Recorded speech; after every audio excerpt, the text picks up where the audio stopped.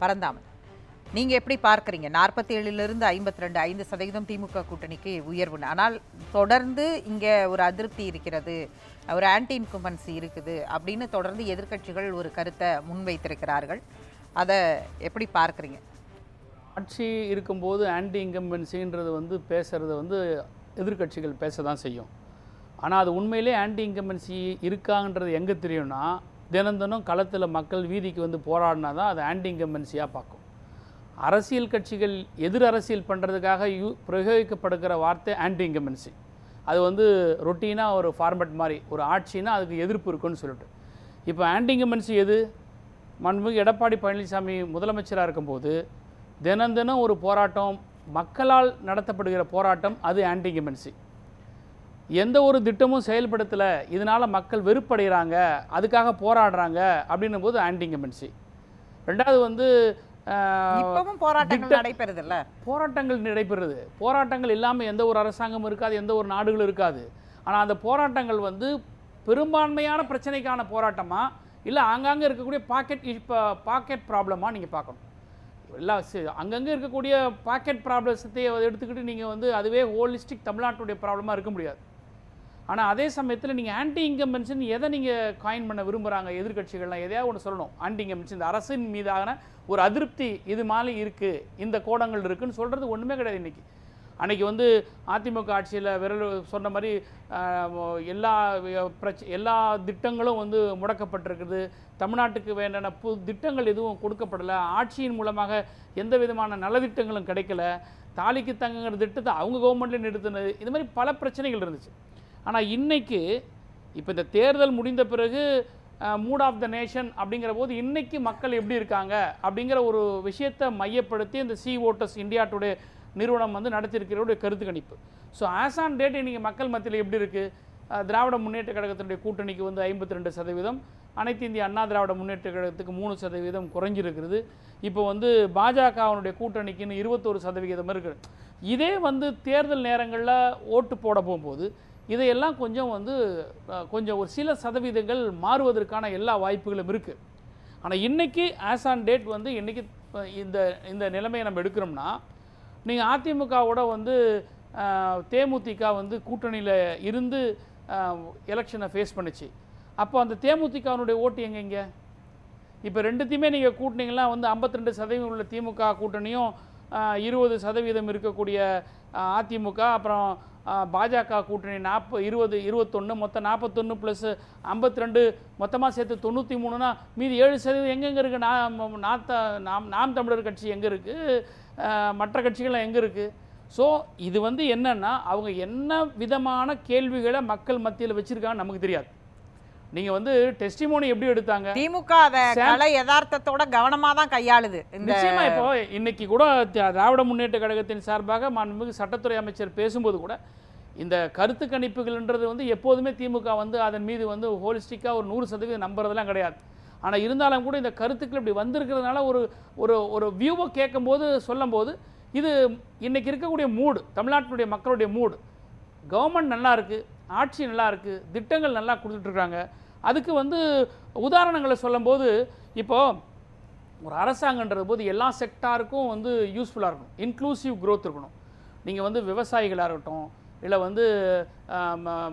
நெசவாளர்களாக இருக்கட்டும், இல்லை கூலி தொழிலாளராக இருக்கட்டும், இல்லை சுமை தூக்குற தொழிலாளர்களாக இருக்கட்டும், படிக்கிற மாணவர்களாக இருக்கட்டும், மாணவிகளாக இருக்கட்டும், எல்லாருக்கும் ஒரு திட்டங்கள், பெண்களுக்கான உரிமை தொகை, இந்த மாதிரி எல்லா செக்டார்ஸ்க்கும் பல திட்டங்களை கொடுத்து அதன் மூலிமா மக்களை திருப்திப்படுத்தும் போது மக்களுக்கு இந்த அரசின் மீது ஆனால் ஒரு மகிழ்ச்சியை வெளிப்படுத்துகிறதா இது.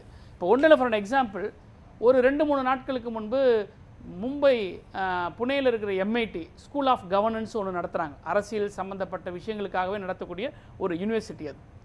அங்கே இந்தியாவில் இருக்கக்கூடிய எல்லா சட்டமன்ற உறுப்பினர்களுக்கான ஒரு பயிற்சி முகாம் மாதிரி ஒன்று நடத்துகிறாங்க. அங்கே போய் நாங்கள் பேசின போது, நானே கலந்துக்கிட்ட போது அங்கே பேசக்கூடிய எல்லா சட்டமன்ற உறுப்பினர், பிஜேபி சட்டமன்ற உறுப்பினர்கள் சரி, எல்லாமே சரி, டிஎம்கேனுடைய அந்த direct cash benefit scheme Tamil Nadu, இது மிகப்பெரிய ஒரு உதவியை பாஜகவுக்கே கொடுத்துருக்கு. மத்திய பிரதேசில், மகாராஷ்டிராவில் இந்த மாடலை அவங்க இம்ப்ளிமெண்ட் பண்ணுறாங்க. பார்த்தா டிரெவிடியன் மாடலை இம்ப்ளிமெண்ட் பண்ணுறாங்க. ஸோ மக்கள்கிட்ட வந்து அந்த கான்ஃபிடென்ட், அந்த நம்பிக்கையை கொடுக்குறது, நேரடியாக போய் கேஷ் கொடுக்குறது. அவங்க எல்லா சோஷியல் வெல்ஃபேர் ஸ்கீமுக்கும் தமிழ்நாடு வந்து முன்னோடின்றது எல்லா கட்சியும் பேசுது. அது தமிழ்நாடு முன்னோடின்ற போது நான் என் திராவிட முன்னேற்ற கழகத்தை பொறுத்த வரைக்கும் அது திமுக அதிமுக என்ற திராவிட மாடல் நாங்கள் கொண்டு போறோம்.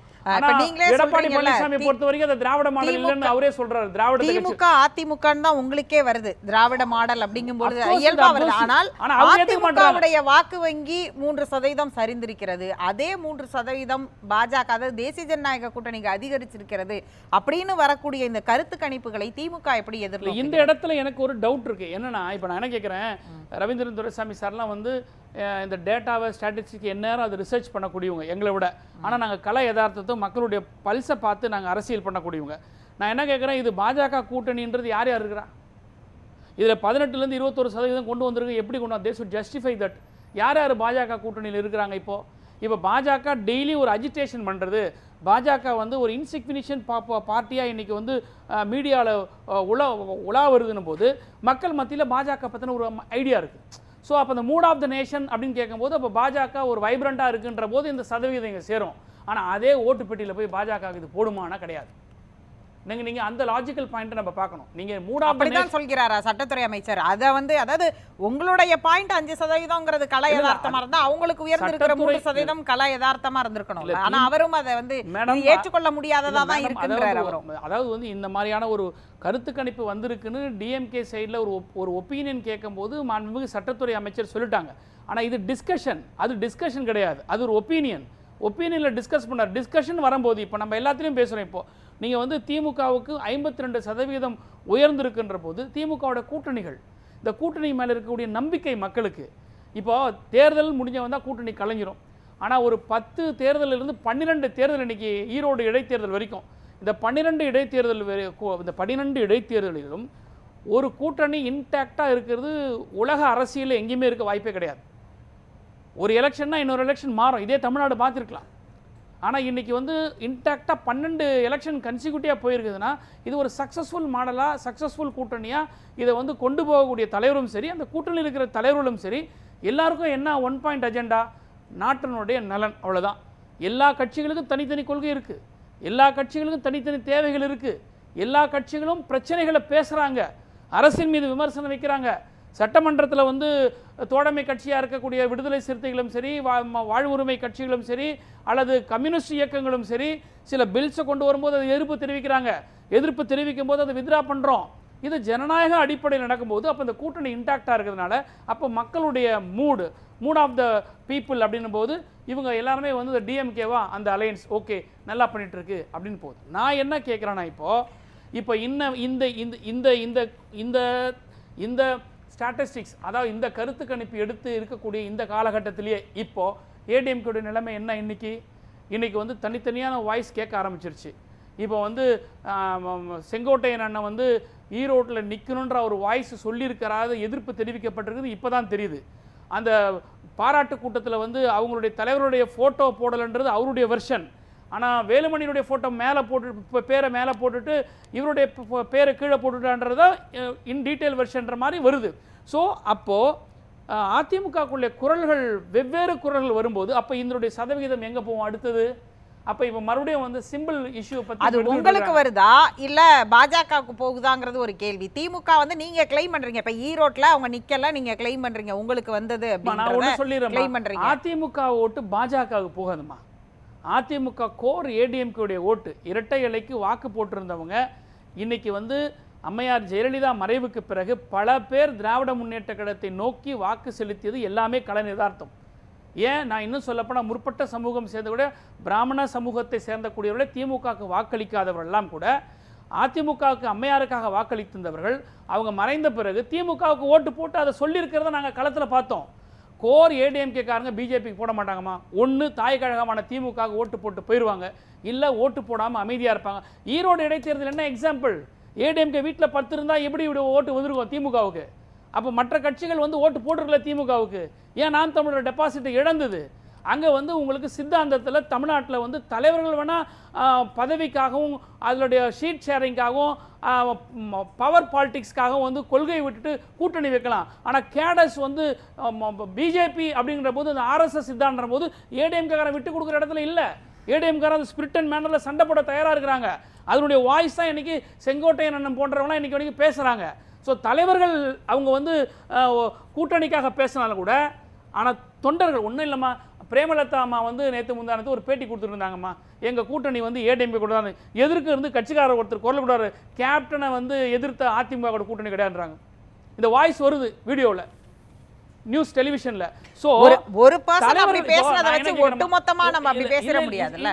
தலைமை எடுக்கிற முடிவு டெஃபினட்டா கிடையாது. இல்ல நான் என்ன சொல்றேன், ஒரு கூட்டணின்னு வரும்போது அந்த கூட்டணி தலைவர்கள் எடுக்கிற கூட்டணி சரியா இல்லையான்றது தொண்டர்கள் மத்தியில விவாதிக்கப்படும். இந்த கூட்டணி வந்து சரியில்லை அப்படின்றது எதிர்ப்பு கிளம்பும். இந்த எதிர்ப்புகள் எல்லாம் அதிமுகவில் இருக்கு. இப்போ கூட வந்து ஏன் கம்பல்ஷன் மாண்புமிகு எடப்பாடி பழனிசாமியை வந்து பிஜேபியோட கூட்டணி இல்லாம நாடாளுமன்ற தேர்தலை சந்திச்சாரு. ஆனால் அதே உட்கட்சியில் பிஜேபியை பற்றி மோடியை பற்றி இவர் பேசலை. எலெக்ஷனில் இவர் என்ன ஸ்டேட் எலெக்ஷன் மாதிரி பேசிகிட்டு இருக்காரு, சென்ட்ரல் எலெக்ஷன் பிரைம் மினிஸ்டர் திட்டணும், பிஜேபி திட்டணும் அப்படின்னு ஏடிஎம்கே உள்ள பேசியிருக்கு. ஏடிஎம்கே வருத்தப்பட்டிருக்கிறாங்க, கேடஸ் வருத்தப்பட்டிருக்கிறாங்க. கொஞ்சம் அதை பேசியிருந்தா 1-2 சீட்டாவது கிடைச்சிருக்கமே அப்படின்ன போது, ஸோ இது எல்லாமே வந்து ஒரு அன்சர்டன். என்னை பொறுத்த வரைக்கும் எங்களுக்கு திமுகவுக்கு இன்னைக்கு 52% வந்துருச்சுன்னு சொல்லிட்டு நாங்கள் வந்து புலங்காகிதம் அடைஞ்சிட்டு நாங்கள் போய் உட்காந்துட முடியாது. ஆனால் அதே சமயத்தில் இது வந்து அப்படியே இருக்குமான்றதும் சொல்ல முடியாது. காலங்கள் மாற இது பேசலாம்.